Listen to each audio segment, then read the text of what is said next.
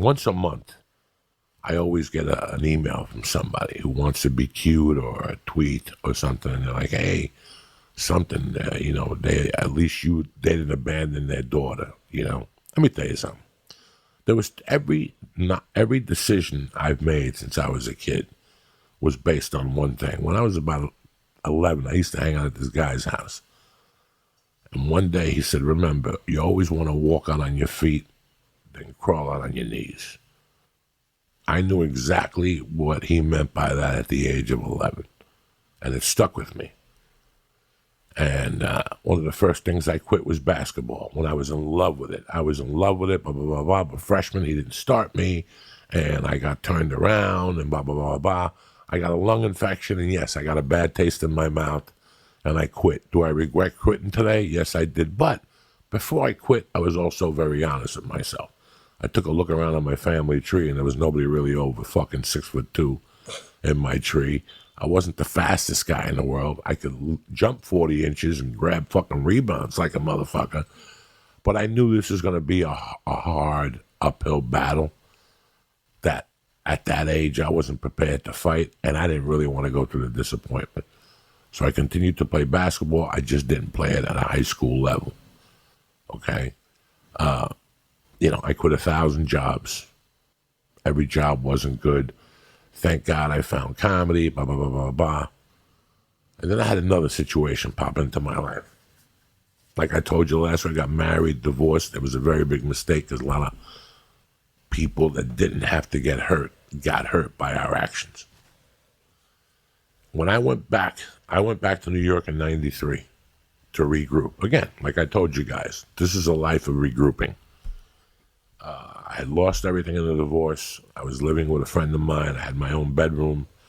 I lived from day to day. There was days I just ate, I had to shoplift the cheese that comes in the red wrapper, the Gouda cheese. I would shoplift 2 of those, and I'd have enough for a box of crackers and a little container of fresh squeezed orange juice. And I'd live off that all fucking day, and the end of 92, I had it really fucking hard, but it was all something I created upon myself. I had gone through the credit cards, I had written checks, I had bounced checks, I had fucking a car that they were looking for to get repossessed. I had to hide it in the garage. It was just a life of fucking hell. The phone wouldn't stop ringing. Do you know what it is to go to an open mic or a comedy club, and the comedy club owner, when you walks in, gives you a piece of paper and says, hey, you just got a call, and it's a 1-800 number, and in your mind, you're thinking it's HBO. Somebody saw you from a fucking TV show or something. When you call it, they're like, hey, it's Marty. What happened to the $40 you were going to send me for the Discover card payment? I mean, my life got to that fucking point.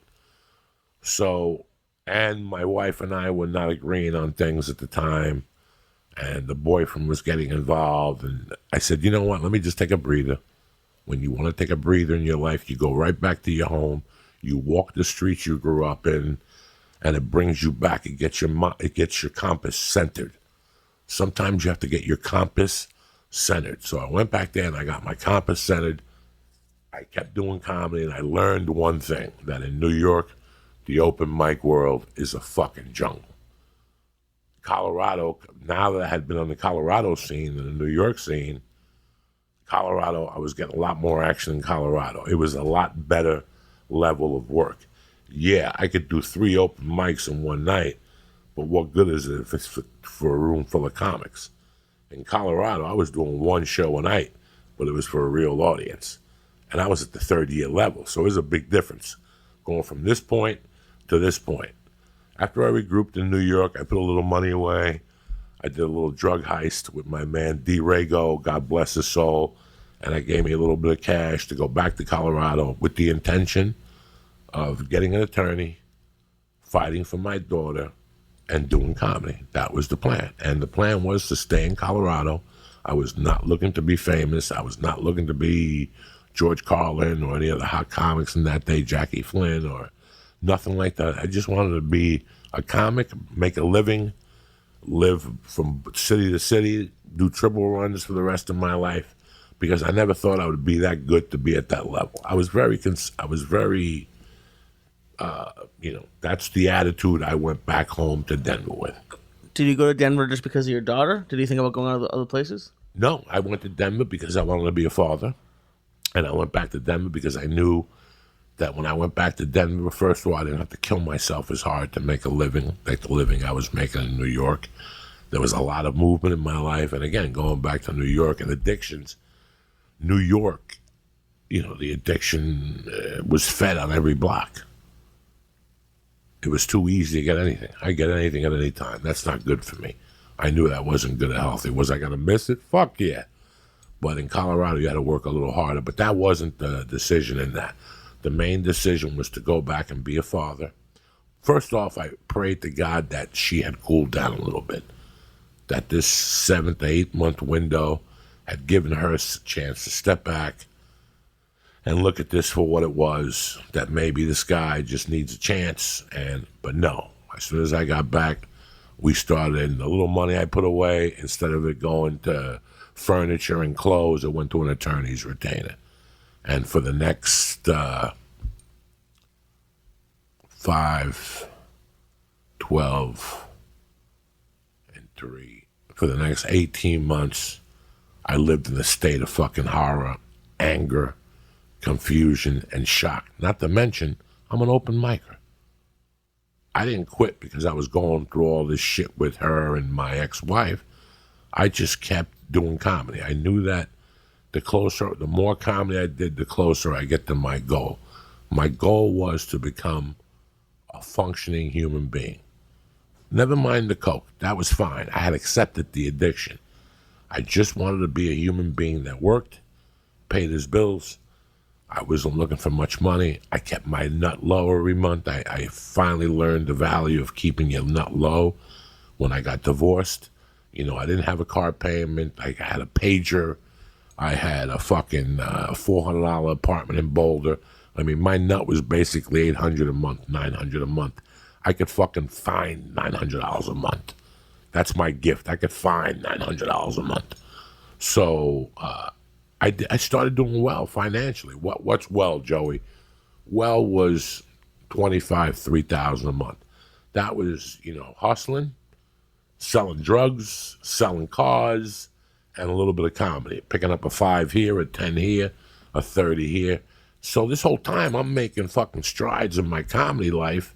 I'm getting healthier in Boulder. I'm walking, I'm hiking, I'm swimming at North Hollywood Pool, North Boulder YMCA, whatever they had like a North Boulder something.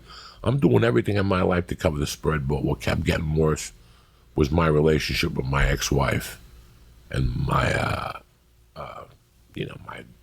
ex-wife's husband. This kept getting worse and worse.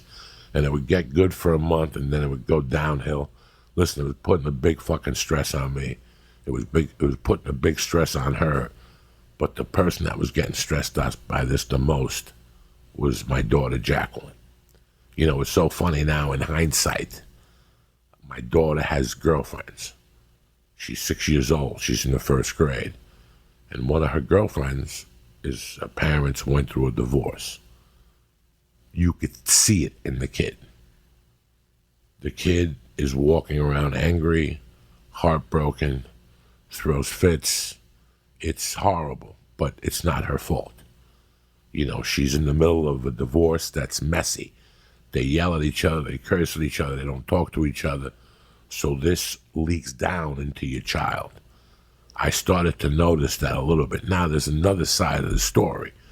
They were trying to frustrate me and break me. They were trying to frustrate me and break me. They were trying to frustrate me and break me. They were trying to push me for me to make a bad move. I saw this. When somebody does this to you constantly and you're checking yourself, eventually one day you can't check yourself no more. We're all fucking human, okay? So the one day he called me a spick behind my back, and I found out. Now, if it was anybody else who called me a spick, I would not even confront you. Because I don't confront people who call me a spick. You're telling me with your words how ignorant you fucking are. So 9 out of 10 times, I don't react to racial slurs. I never have.